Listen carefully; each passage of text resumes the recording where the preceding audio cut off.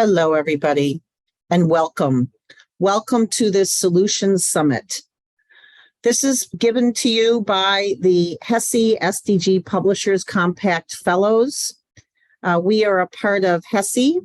HESI is multiple UN agencies that have come together to work with higher education organizations and to bring forward the urgency and also the solutions for our Sustainable Development Goals. I want to thank our co-sponsors, EASE and STM, for helping to make the research community and the publishing community aware of this event and the great work that will be presented today. So welcome to all. I will be doing introductions. My name's Deborah Rowe. I'm co-chair of the SDG Publishers Compact Fellows and one of the founding members of HESI. And then Rachel from Elsevier will be speaking about the SDG Publishers Compact that we support. Roger, the Fellows co-chair, will be speaking about the Fellows program. And then Vicki Gardner from Taylor and Francis will be speaking about our top recommended actions for you and the emerging trends and the tools we've developed to help you easily stay up with those trends. And she'll also speak about how do we communicate the practical implications of our research and also how we connect with practitioners and researchers in a collaborative way. So Chirac is going to talk with us. He's from Cactus Global. We call him Jay, and he's going to speak to the skeptics, misinformation, and research issues in our communications. And then Hoya from ICLEI, very pleased to have him here today. We'll be talking about those practitioner connections with researchers and why is it so important and how can we all partake. Then we want your input. So we'll be asking you, and we'll have polls along the way. So this is interactive. So please know that we will be asking you questions. And then Hannah from Cengage will talk about how do you make sure that the Sustainable Development Goals are covered in textbooks and other educational materials. And then we are going to discuss a platform for ongoing collaboration. What do you need? And we'll talk about our next Solutions Summit. And then there'll be a networking and question and answer opportunity. But first we want to learn about you, okay? So I'm going to ask you to please introduce yourself in the chat. Now, the chat is savable, so you can all go to the chat, and where you put in your responses, you'll see that there's 3 dots, and if you click on the 3 dots, it should be able to give you an opportunity to save the chat. So just to let you know. And we'd like you to give us your name, the role you have in your organization, the name of your organization, and the country that you're from. And because we want you to get to know each other as well. So please do that in the chat. And while you are doing that, I want to also show the countries that are represented here today. So if you go to the link in the chat, which is now going to be a busy chat because I've asked you to introduce yourself, or you can just go to menti.com and use the code you see on the screen, which is 6355-9118. You can do that on your phone probably more easily than having to switch back and forth from the computer from one screen to another. But if you could go there, you will see a poll in just a second. I've got to get to there. And if you could tell us what country you're from, then we will start to see the responses. So once again, go to menti.com. I want to thank Evie for all the links she's going to be putting in the chat. There's a direct link to the Menti, but you could also use this code 6355-9118. And you can see where people are from today. Many countries already: US, UK, Ireland, Mexico, Canada, Netherlands. Wonderful. And I will leave this open for a bit. Hong Kong, Indonesia, UAE, Germany, yep, Pakistan, Japan. So I just wanted to give you a sense of how international this is. And I just want to welcome you all, South Africa. Really glad that you can all be here with us today. Yes, this will be recorded. I just want to tell you that it will be recorded and that it will be available on the website afterwards. So you'll get more information about that, and the slides will be there as well. So what's the purpose of today? Well, today we want to provide researchers, publishers, anybody else who's in this audience today and who's watching the recording with key recommended actions that will better align research themes and also the sharing of our research with making the world a better place. How? Through connections to the Sustainable Development Goals. You are all in a unique and important position to help create a more sustainable future. We have urgent societal issues, and you can all contribute. So these are the Sustainable Development Goals. There are 17 of them. There was so many countries that came into the agreement on what these goals should be. It really harps back to the original definitions of sustainable development, and well over 180 countries that were involved there, and has, continued to grow. So there's wonderful targets. If you look at the Sustainable Development Goals, the link to the Sustainable Development Goals is being put into the chat, and you can understand more what's going on, what's possible, and connect with each of those goals. I know many of you already have. So that's what we want to find out next. Which topics of the Sustainable Development Goals does your research connect to, if any? So what I'm going to do now is move. Oh, I see we've got Zimbabwe as well. Wonderful. France. Yep, great. But now I want to open up this poll. Which topics of the Sustainable Development Goals does your research connect to, if any? So you can put the number in if you want, or if you're not sure what the number is, but you just want to state what your topic of research is and how you think it relates to making the world a better place, that's fine too. Once again, if you've just come in, you can go to menti.com and then put in the numbers 6355-9118. Once again, 6355-9118. So already we see an interest in a diversity of the goals. And as I said, it's okay. Some of you are putting in the topic and some of you are putting in the number. Either one is fine. So with 17 goals, it's interesting the ones that are missing in here. And you'll see some data in just a little bit showing which ones seem to be missing research. Now, we recognize that all of these Sustainable Development Goals are interdependent, and that as you study one, you end up studying the others as well and contributing to them with your research results. Very interesting. And we will continue with that. But for right now, I want to go to our next slide. So some housekeeping. I've already mentioned this. The slides and the recording will be shared with the group, with all of the registrants here, as well as the ones who are in attendance, but it will also be put on our website. You'll get our website in the chat in a bit. This event is about co-creation of a better world. So there are interactive elements. Please comment and participate. And we agree in here to treat each other with respect. So now I'm going to hand it over to Rachel Martin, Global Director of Sustainability at Elsevier, to talk about the compact and lead us into some data about it, and then the SDG Fellows program will come after. Thanks so much, Deborah. So I think I'm going to start off with explaining what exactly the SDG Publishers Compact is. If you want to go to the next slide. It all started back in 2020 when we were deep in COVID, and it was a collaboration born between the United Nations Publications Team and the International Publishers Association. And essentially, this was really around two core elements. One is to raise awareness of the SDGs. Now, I don't know about those on the call, but I often have very funny conversations when I'm at a dinner party and I say I'd work on the SDGs and someone says, what the is that SDG?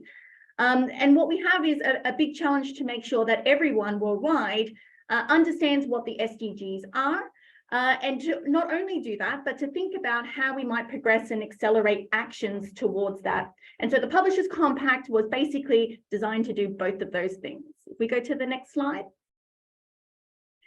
They are 10 commitments, and they range between things that are looking at publishers getting their own house in order. So this is looking at making sure you have a lead person associated with SDGs. It also looks at making sure you've got some dedicated resources and budget. But it also looks at things on the content side, which makes it slightly different to some of the other commitments and actions out there. So we want members to be able to look at acquiring and using the SDG framework in categorization of their content as well. And we were so impressed that when we launched this is for all publishing. So your fictions, your non-fictions, your poetry, museum books, but also academic publications. And the academic community really embraced the SDG Publishers Compact. I think all the major publishers have signed up very quickly. We're over 250 members now. And EASE, ALP, so the Association of Professional and Scholarly Publishing, and STM all joined, and the SDG Publishers Compact Fellows was born as an action group to accelerate on these general principles. If we go to the next slide. So I'm going to give you a couple of trends. Personally, we have just done a survey of our SDG Compact members. Like I said, we launched in 2020. It's now been 2 years. We wanted to know what the progress was on our 10 commitments. So I'll share some insights there. And then I'll kind of switch it to the world of research and get you thinking, and hopefully getting you thinking about some ideas and inspirations about how to accelerate actions on the SDGs as well. If we go to the next slide. The first insight we had from our SDG Publishers Compact is that it is stimulating change. What we find, and this is across all sectors, this is education, including primary, middle school, high school, and of course, higher education, action is being taken on SDGs in publishing houses. And what we found is 68% of members have a dedicated lead person. I'm always impressed to meet the next sustainability director at all my fellow publishing houses, really working hard to be change agents within their organizations. 68% of members have also set specific objectives and targets. So we're getting more concrete about what we feel we might be able to do and accelerate progress here. And more importantly, I'm very impressed with 86% of the members having prioritized one or more SDGs. As Deborah mentioned earlier, your research isn't going to relate to all 17 SDGs. And so publishers also have to make some choices about where their resources and time and energy could be best used to accelerate progress. In terms of where we're focused, you'll see here that SDG 4, quality education, comes out on top, followed by climate action, reducing inequalities, and gender equality. You go to the next slide. Now, I mentioned that this compact was slightly different in that it also covered the content section. And what we find is that SDGs are being used as a framework for content across the sector.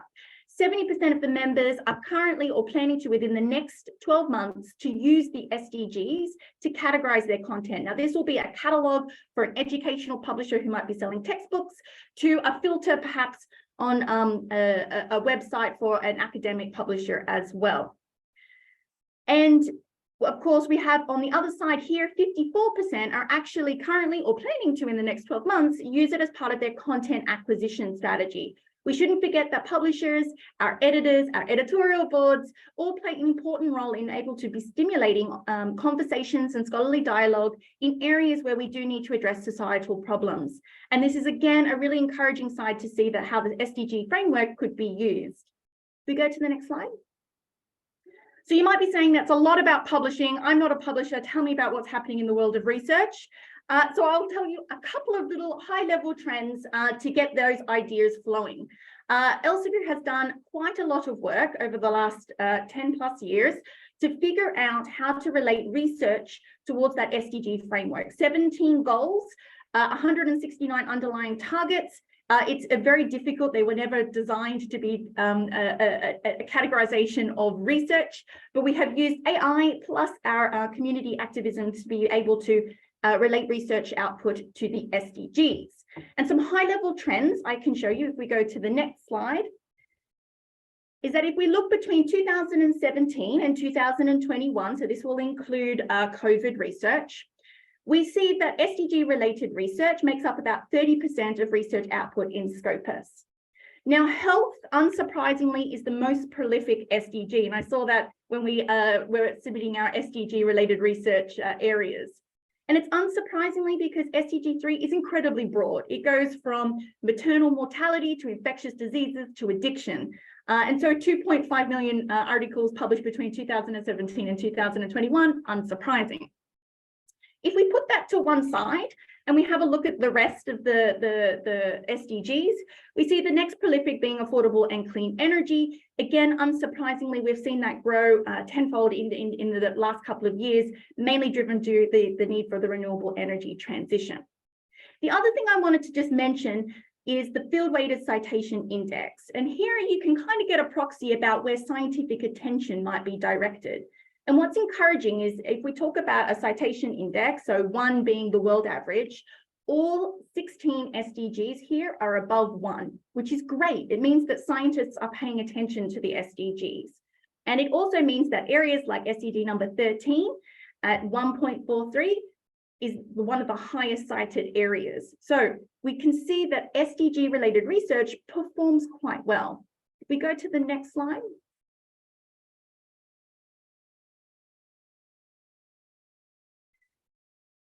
The next thing I wanted to just talk about is that we find that SDG related research is incredibly fast paced. The world average for research output grows at about 4.6 per year.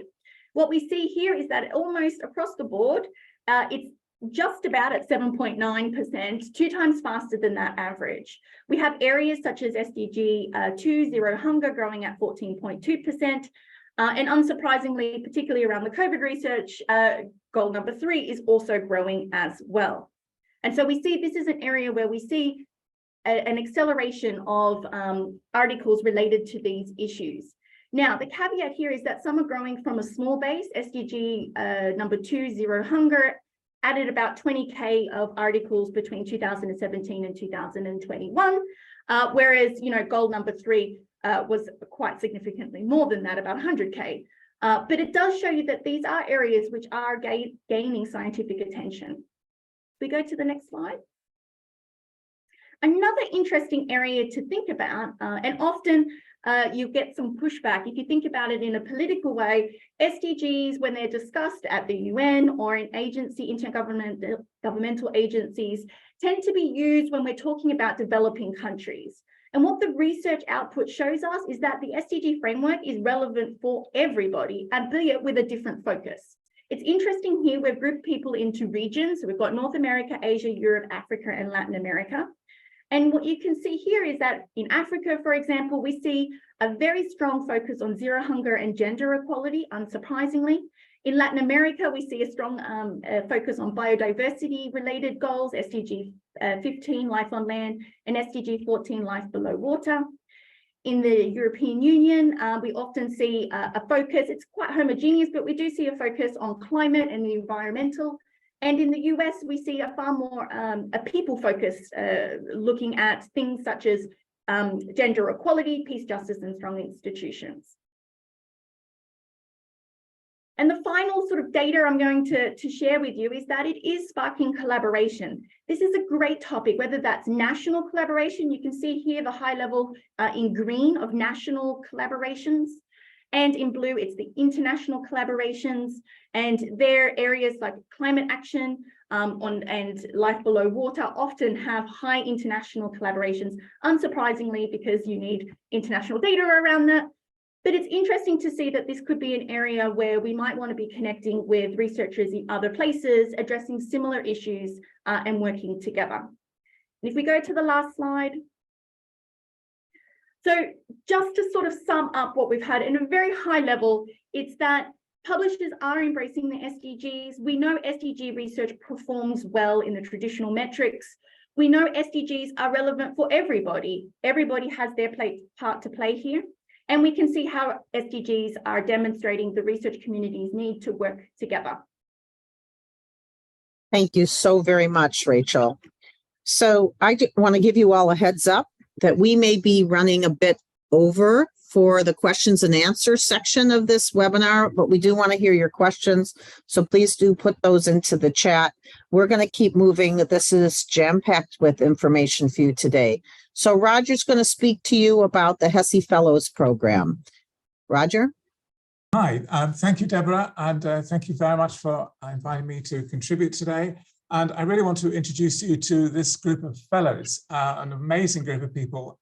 It's a very dynamic group and very diverse. And we have representatives from academia, from sustainability, a significant and powerful group of people who represent publishers, and as well as university librarians, and to some extent we're also sustainability experts. So it's a very comprehensive group. At the moment, it's just a little over 20 in terms of the membership. Next slide, please. I want to introduce you to the website. We're not going to explore it at this moment because some of my colleagues will be taking you through the different sections of it. But we launched our own website last year, and we've been developing it and put a lot of energy into it. And you'll find a wealth of resources and information, which we hope you will find useful. And in the interest of time, I'm going to move straight on now and introduce my colleague, Vicky, who's going to take us through the next section. Thank you. Thank you, Roger, and hello everybody. Delighted to be here today. I'm really excited about this event. So hopefully Rachel and colleagues have helped to make the case as to why supporting the SDGs is beneficial, not just more generally, but also in terms of driving reach and impact of research.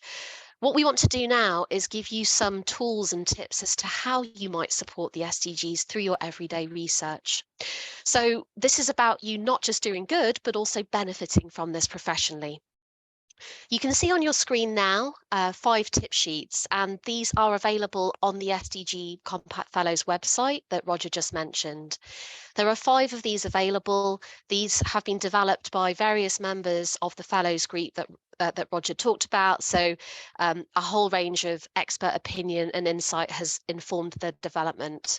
In the interest of time, I'll be focusing on 3 of these in these slides to come, but we do want you to really reflect on which of these you might be able to implement. We think many of the tips are very easy to put into place, and they could deliver real benefits for you, your research and progress towards the SDGs. So let's move on directly to the first of the tip sheets we'll be looking at today. Thank you, Deborah. Next slide. And this is researchers and students. So you can see that there are 9 tips on here. Please do take a moment and look through this in your own time. But I'd like to point out 2 tips that I think are particularly interesting. So point 1, pick an SDG. So linking your research project to an SDG, we think this really would help you to build out your network and connections, particularly those of you who are maybe working more remotely. This will help you find possible partners, authors, and content related to and that could support your work. Number 6 follows in a similar theme, and this is feed your stakeholder, by which we mean both building your network within your organization, but also helping to make the case for the SDGs within your broader spheres of influence. On the next slide, this is about academic authors. So once again, some ideas in here that we think are easy to implement, but could yield significant returns in terms of making publications and content more SDG aligned, discoverable, and impactful. So once again, a few points to focus on. Number 1 is really this point about connecting your ideas. This really helps to drive the discoverability, the reach, the usage of work. Number 4, chart the transition, thinking about the point of ideation where you're sitting down and planning your research. Think about the downstream impact and reach of your work and how you might translate findings from theory into real practical application. This also covers thinking about presenting your work in new formats to engage non-academic and non-expert audiences. And we think this is a really easy way to help your research realize its potential. I'll be talking on this a little bit more shortly. And I just also want to mention that my colleague Hannah will be speaking later on in this session about the SDGs rubric for books, and there's lots of really interesting ideas and insights for authors in that as well. So moving on to the next tip sheet, please. And this is about connecting researchers and practitioners. So for those of you who are listening in today who are part of a journal community, we think there are some really useful ideas in here that you could take to your editors, your board, your peers and colleagues. So on point 2, you could create special collections, special issues that collate and curate thematic SDG related material so that practitioners can get a compilation of the latest research on a topic, amplifying the reach and impact of that material and helping it to reach those new readers. Looking at points 4 and 5 together, you can ask authors to share the practical implications of their research and insist on impact. So really helping practitioners act on research. This is crucial in terms of helping us all make progress towards the SDGs. So if there's one thing we'd like you to take away, it's thinking about how you might implement these tips, and perhaps you might take a personal commitment to implement at least one. So we are moving on to another poll on the next slide. With those 3 tip sheets that I've run through very quickly, we'd like to ask you to please answer this poll about which of the tip sheets you think are most relevant to your sphere of work, and this is very helpful for us. So if you have any issues, you can put comments in the chat or go to menti.com and use the code we've used before, 63559118. So a lot of folks so far are opting for the connecting researchers with practitioners. That's really useful for us to know. But we've got votes on the other 2 as well, so that's extremely helpful. We'll give that a few more seconds.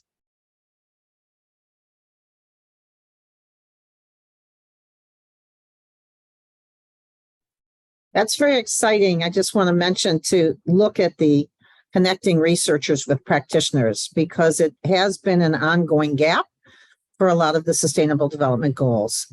And we'll hear more about that with some speakers that are coming up. So crucial to solving our societal problems. Absolutely, Deborah. Absolutely. In the interest of time, thank you all for your inputs. And we can see there's a few more votes in the other 2 tip sheets as well. So good that they all have relevance to those of you listening in today. Let's focus in on specifically on this point about the practical applications of research in abstract. So what I want to use my remaining time with you to talk about today is giving you a little bit more applied advice on how you can help communicate your research to new audiences. And I do want to give you all a little bit of advance notice. We are thinking about convening a workshop on this topic, so please look out for further details on that event. So let's move on to the next slides. So as I said, we've thought a lot about this and fellows have developed some really useful resources. And what we did, the process that colleagues went through is reviewed examples across our journals and existing work on sharing the implications of research. And we've realized there are lots of potential audiences, but essentially these can be grouped into 2 types, and the 2 types that you can see on the screen. So on the left-hand side, those working in professional environments who can apply what the research has uncovered in their daily work. And on the right-hand side, perhaps the non-specialists who could actually drive change, communicate what changes to make, or make change themselves. So 2 really influential audiences, but we need to communicate with them in slightly different ways. So with that in mind, on the next slide, I want to signpost to you these tailored author guides, which I think are fabulous. So there are some very specific signposts in here in terms of how you might like to communicate your research for different audiences.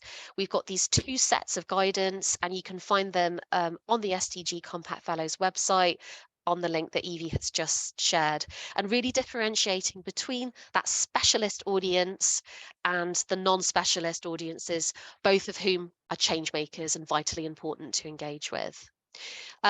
Just one last slide from me. I just want to show you what this actually looks like in practice. So just 2 examples from across our journals of a practitioner abstract on the left-hand side with some very specific points for people to apply in their daily work.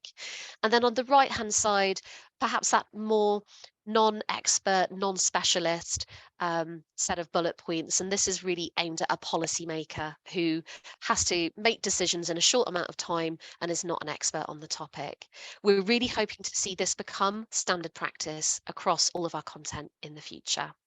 So with that, I will do one last poll, which is hopefully coming up on the screen now. and it's using the Menti code that we shared before. So we'd love you to let us know about all of the following statements that apply in terms of the enhancement of research communications for more positive impacts. So please take a look and put your thoughts there. If you have any reflections, please also feel free to put those in the chat.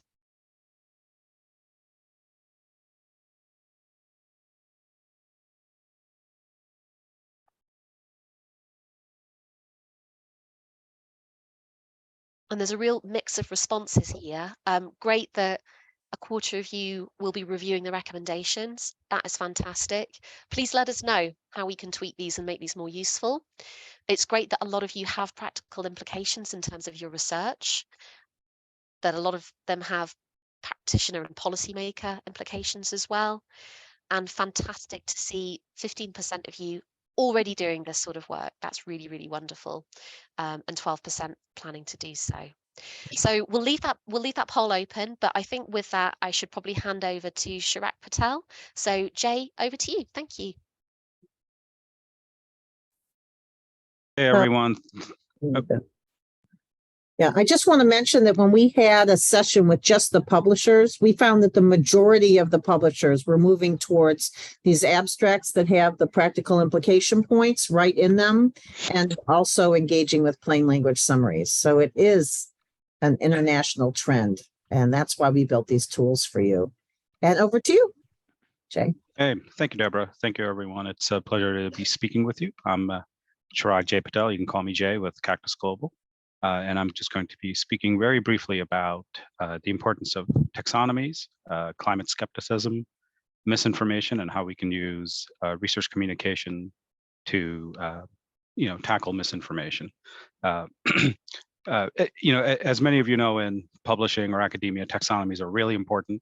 But the problem with taxonomies is there's no single answer. There's no, one golden example that everyone uses. So a lot of people will develop different taxonomies for different purposes. As you can see on this image here, there is no limit to how many taxonomies exist already around the SDGs.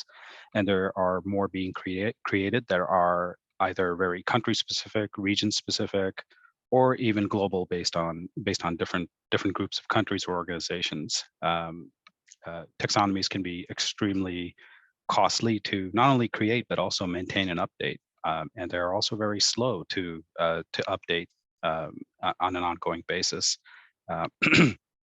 And because there's so many taxonomies, there does tend to be a bit of confusion, and that also leads to inaction on the part of academia, publishers, and researchers as far as what taxonomy do I use when I'm doing my research, when I'm preparing my my manuscript. And on the publisher front, what taxonomy do we use when we are looking to classify and organize the content for discovery purposes or for search purposes? The good news is that there are organizations working to streamline taxonomies. One of the group is STM, and there's a working group within STM where we're looking to streamline taxonomies and also create a very simple to use solution to be able for publishers to be able to easily tag and classify information in their back file, but also going forward without having to completely reinvent the process. So there's a lot of work going on in that space. Next slide, please. Yep. So I really wanted to focus on why we need science communications or research communications, and one of the best examples of that is climate skepticism. I would hope that almost everyone on this or that everyone on this phone call will agree that climate change is real and human activity is impacting the climate. Unfortunately, that's not the truth when it comes to some members of the public. Unfortunately, climate skepticism is very much real, and it persists, and it has even, I would say, if not increased, it certainly has grabbed a spotlight due to certain players in the media, politics, as well as social media. So it's really important that when we look at this graph, I apologize, it's not very visible. Should have made it bigger, but the fact is there's still a significant minority of folks globally, and especially in the US, that believe that climate change is not a human caused, it's not caused by human activity. And a lot of it comes down to the fact that the research that's being done a lot of times doesn't get translated to the public, to the policymakers. And there are middle, intermediaries who tend to take that research and adopt it to their viewpoint, or who look to turn the data in a completely opposite direction. So it's very important that as researchers, as publishers, we look to focus on science communications and taking all this great research we're doing and putting it into plain language for communication to the public, policymakers, as well as politicians, in order to help educate them that yes, climate change is real, human activity has an impact, and there are things that we can do to help stop that. Next, please. One of the most important drivers of climate skepticism is misinformation, and misinformation, typically works with research being published, then it's picked up by media or picked up by influencers on social media.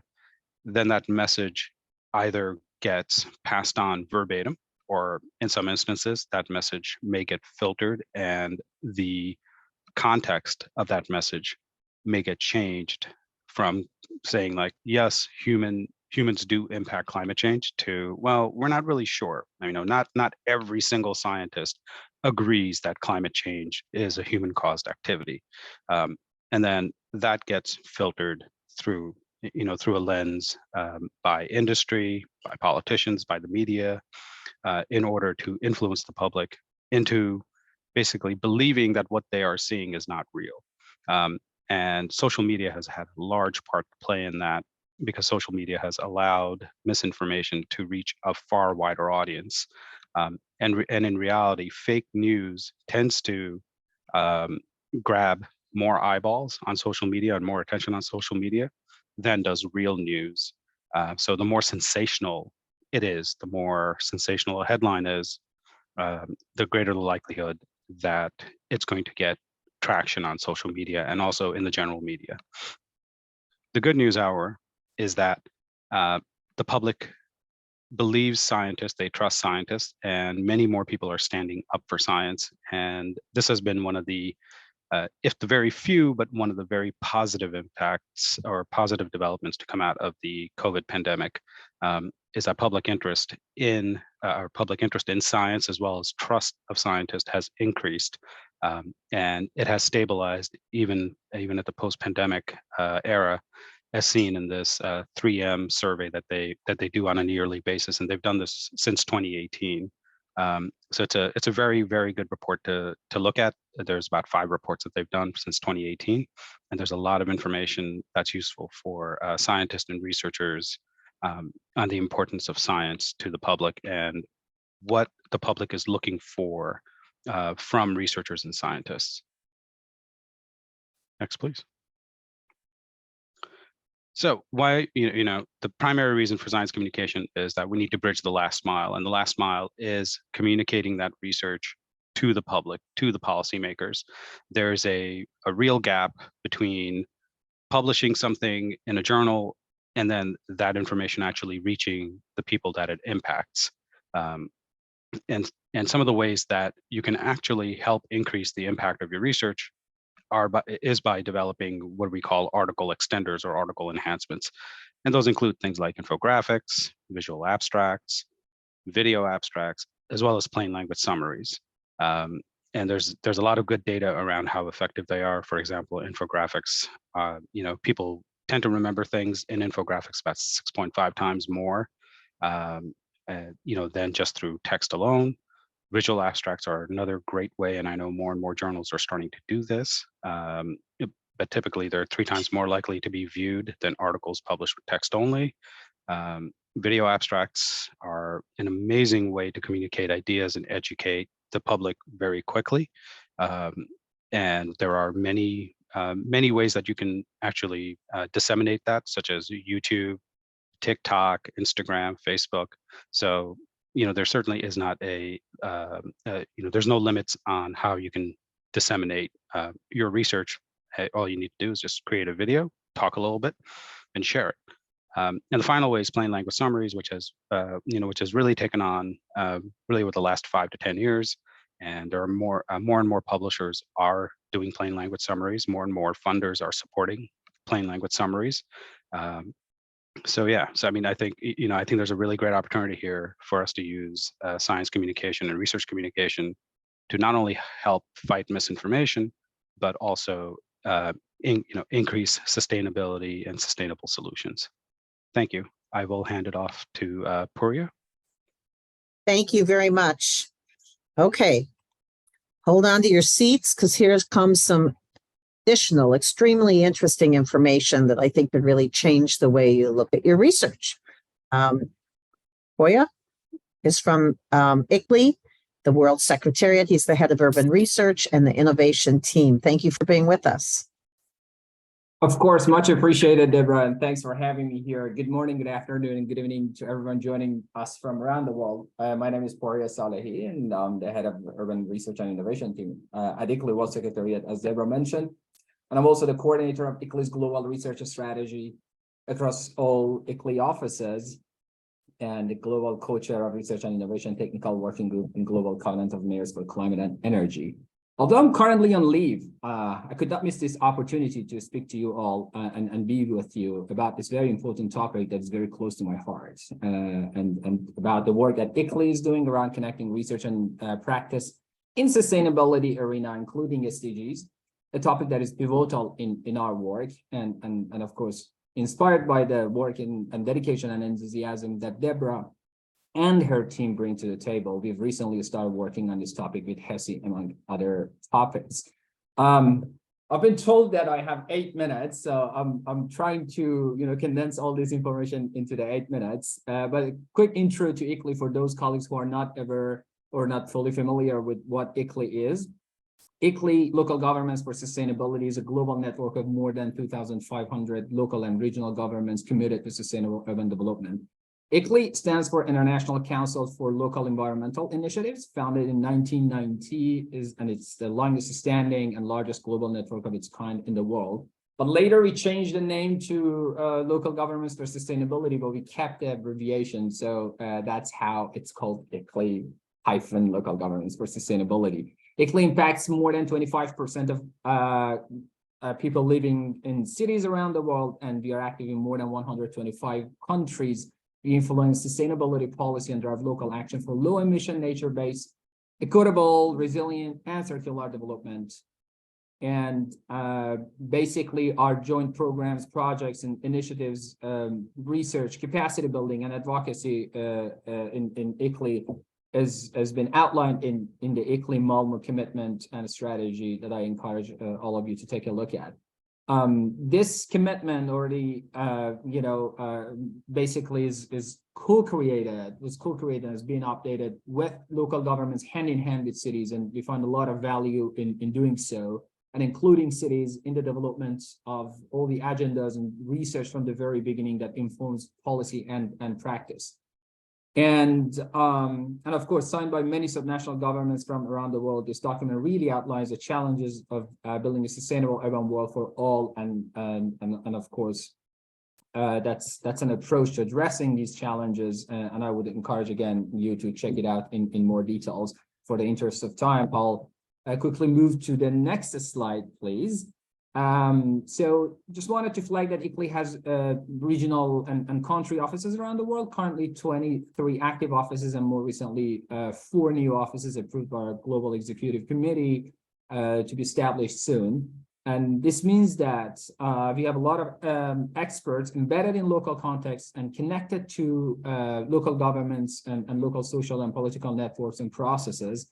And this positions ICLEI and gives ICLEI a unique opportunity to bring together research and practice by providing opportunities to connect sustainability research and innovation communities with subnational governments for capacity building and co-creation of knowledge. And this has been outlined in ICLEI's Global Research Strategy. This strategy strives to spark and guide collaborative research activities to enable subnational governments to accelerate sustainable development work informed by robust research. In addition, this strategy is aimed at providing research and innovation communities with the opportunity to inform the design, but also the implementation of projects on the ground in collaboration with cities across the globe that are aiming to develop proactive and solution-oriented approaches. In next slide, I'd like to quickly flag that ICLEI is very active as an organization, working with our partners across various thematic areas, covering all aspects of sustainable development. But taking SDGs into consideration, just to give you a sense of our activities from 2018 to 2021, we completed 146 activities, projects, initiatives that involve 1,278 cities, towns, and regions across the globe. And since then, this number has been increasing rapidly. And the SDGs are strongly represented across all our activities, in particular SDG 11, that is about sustainable cities and communities, and SDG 13. But of course, we are trying to make connection across different SDGs. And this is a scale at which we are the most active. However, we are also active across the scales of government, from local to regional and national levels, with a strong focus on facilitating the development of multi-level governance. So next slide, we'll take a look at the ICLEI's global research strategy, and basically this strategy is integral to our work on different fronts. Although it's about R&I, but it's about R&I and design of the projects, implementation, and advocacy. Our leadership in this space focuses on scaling up city-led research and innovation to ensure that local issues can be addressed based on rigorous research. And the point that Vicky mentioned, many policymakers need to take decisions in a short amount of time, and they might not necessarily be experts about the topic. And this strategy is aiming to address that and providing an enabling environment for also researchers and innovators to make sure the knowledge they generate fit into policy and decision-making processes at the local level. And also promoting the development of a stronger research policy practice interface by bringing together leading edge science and innovation with city and regional contexts and actors on the ground. And last but not least, informing the international processes, agendas, and frameworks and strategies through co-production of knowledge outputs with partners, both in the form of academic outputs, such as peer-reviewed publication and the book chapters, but also more practical products, such as policy briefs, with a more practice-oriented format. When talking about like international agendas, I can talk about like Global Research and Action Agenda, the updated version that we'll get into that later in a couple of slides, or Global Land Outlook 2.0, summary for policymakers, for IPCC, GEO, and so on and so forth. So we work closely with our partners across government, academia, and businesses to achieve all these goals. In the next slide, we can take a look at the multi-level governance for SDG localization, and basically the role of cities as co-creators of research is not yet appreciated in this context because of the symbiotic relationships between researchers and practitioners in this space are still not really fully defined. And although signed by many national governments, the SDGs will be achieved through local action. And this means that it's very important to pay attention to the role of local governments. And this means not only for the implementation, but from the very beginning, from developing policies at the higher levels and international agendas. And therefore, it's crucial that they are localized. And this means that identification of how SDGs can be translated into local issues and priorities, and addressing local issues while achieving those goals is quite important. And this process of identification and implementation of needs, implementation of the needs of the cities needs all stakeholders to be involved in an effective way. And aligning research with subnational government needs makes sense from both perspectives. One side is like under-resourced subnational governments can get access to leading-edge research and innovation that deals specifically with local cases. And on the other side, researchers get the opportunity to carry out action-oriented research and test and implement concepts on the ground. And at ICLEI, we strongly believe in this, in the potential of this relationship, and we are working to strengthen it in cities and regions around the world. For instance, we published a Springer book with the IPCC Elite Author on Science and Technology, where we convened researchers, but also practitioners and policymakers from different cities across the globe to write about smart and resilient cities, just as one example. Since I'm almost at my time, just want to quickly flag that in this diagram on this slide, we can see that there are a lot of moving parts in urban governance, and at ICLEI, we work across these boundaries and actively aim to build bridges between them. So research is a critical resource in this process, and I encourage you to think about how your research activities currently relate to SDG localization, responding to local issues. So next slide quickly, it's in light of this, the updated Global Research and Action Agenda, which is the primary outcome of the Innovate for Cities conference, a conference that built upon the previous conference that was called Cities IPCC, and I'm sure many of you are familiar with, highlights the research needs for increased action on climate change linked to SDGs, and the updated GRAA is informed by the key outcomes of the Innovate for Cities conference that we held back in 2021 with nearly 7,000 participants from diverse science and innovation policy and practice communities, united by a common object, enabling cities to take accelerated and more ambitious actions. So as cities around the world face various challenges, we certainly need to sort of connect all those challenges to the broader goals, and in this context, SDGs. And of course, like speeding up the process of planning local infrastructure projects and other types of projects is a priority that has been highlighted here. And there are many other topics. If you look into that, in the inner ring, you'll see the cross-cutting issues. The middle ring, you'll see the topical areas, and the outer ring, you'll see the ways that we can sort of implement and address these priority topics and gaps. And basically by working with local governments and connecting them to researchers and innovators, it's the only way to basically achieve these objectives. And the last slide, we can quickly take a look at the opportunities for cooperation. There are several opportunities at the interface of research policy and practice in the work that we are doing. We all know that the quality of an answer is often tied to the quality of the question that is responding to. So it's crucial that we frame key research questions to inform practical local action. This means that identifying local issues and ensuring that they can be represented in research through strong connections between academia and public sector is quite important. And there's also the opportunity to co-develop and co-use the knowledge generated in an interdisciplinary community. For instance, academics and researchers and practitioners can co-author articles and publications and illustrate them with practical case studies to link theoretical with practical contributions. And this brings this ownership angle. And this is really, if you want to sort of leave this presentation with one message from my side, is like, it's really important to create that sense of ownership with policymakers, local governments, and practitioners in local context, because once they feel the ownership, it's more likely that they will use that in their decision-making processes and implementation.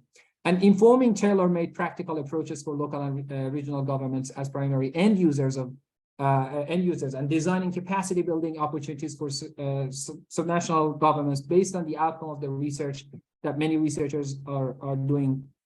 And then also like ICLEI can promote the open source materials across the global network of cities that we have in hand, and also like translating this academic language into more distilled knowledge is quite important. This is linked to the 10 commitments of the compact that Rachel Martin explained to us at the beginning of this session. I can talk about it for hours and unpack how this relates, but I leave it just there.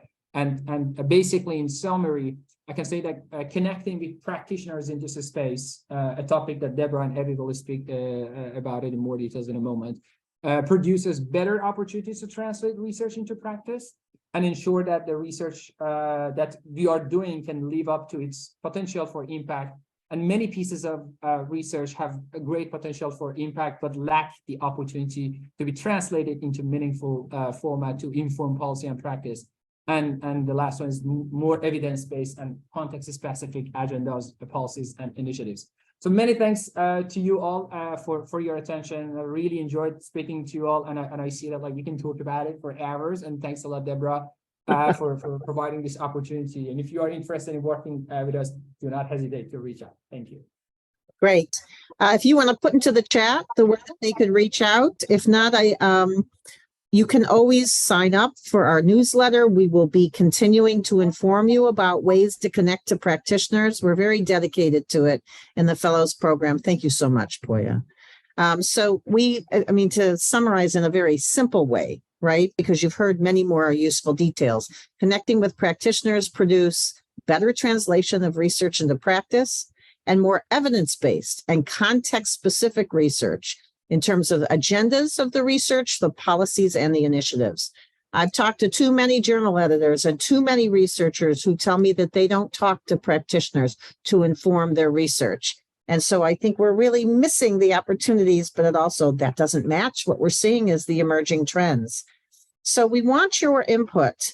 Which practitioner organizations do you connect with? We are convening, along with ICLEI, we're going to combine to a research marketplace. You'll be hearing about that, where practitioners will pitch. This is the kind of research we need to really get to those sustainable development goals. And researchers will be able to say we're interested in working with you. But we need to know about the practitioner organizations you're already working with. Just put those into the chat, would you?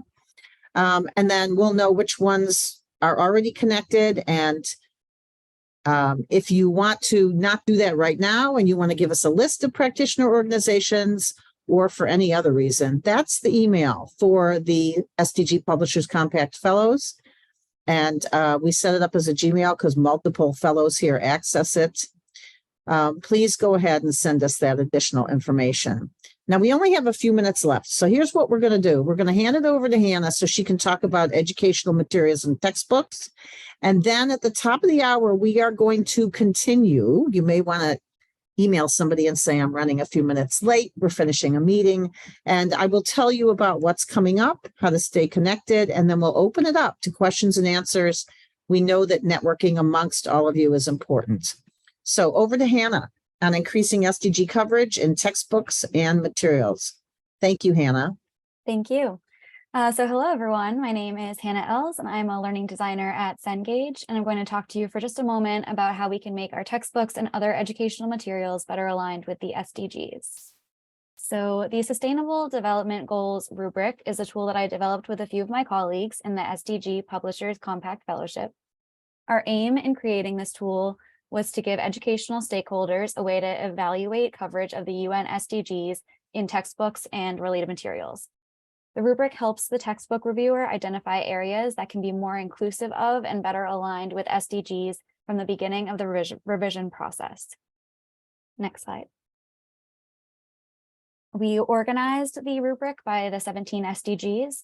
So within each of the 17 SDGs is the corresponding list of targets for the goal, keywords associated with the goal, and 4 major evaluation criteria.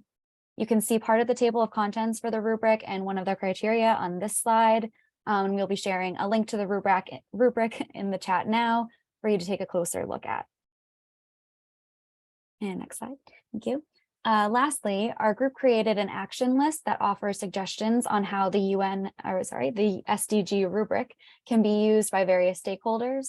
While we designed the rubric with publishers in mind, other educational stakeholders can benefit from the process of completing the rubric and analyzing the results. My fellow group members have used the rubric to create an SDG index for an academic article, help companies using artificial intelligence to track the implementation of the SDGs, and to teach students to explore communities and experiences outside of their own. And the link to this action list is the same as the link to the SDG rubric. So with that, I'm going to pass it back to Deborah to talk about ongoing collaboration. Thank you so much, Hannah. I found teachers have used this rubric as well to identify whether this is the textbook they want to use or not. Are they really covering the SDGs? Because that's what excites our students today, right? They want to learn so they can help make the world a better place and develop those careers that are aligned with that. So we want to know what you need. We have already a Green Learning Network platform for ongoing collaboration, but do you want something different from that? And if you would once again put that into the chat, we will be learning from what you share with us. Our next Solution Summit, we have multiple events that are going on. It will continue to focus on the future of academic publishing and these trends. We'll be bringing the practitioners and the researchers and the professionals and policymakers together. So it's later in this year. We have multiple events, as I say. We will be posting that on the website and also putting it into the newsletter. The key is to connect with practitioners and to use all of these tips so that you can inform your research agenda.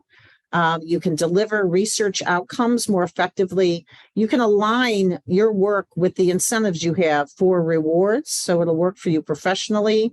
And also, we are doing a convening to engage all academic societies for alignment and real-world outcomes in the publishing, and also talking about the standards for their major.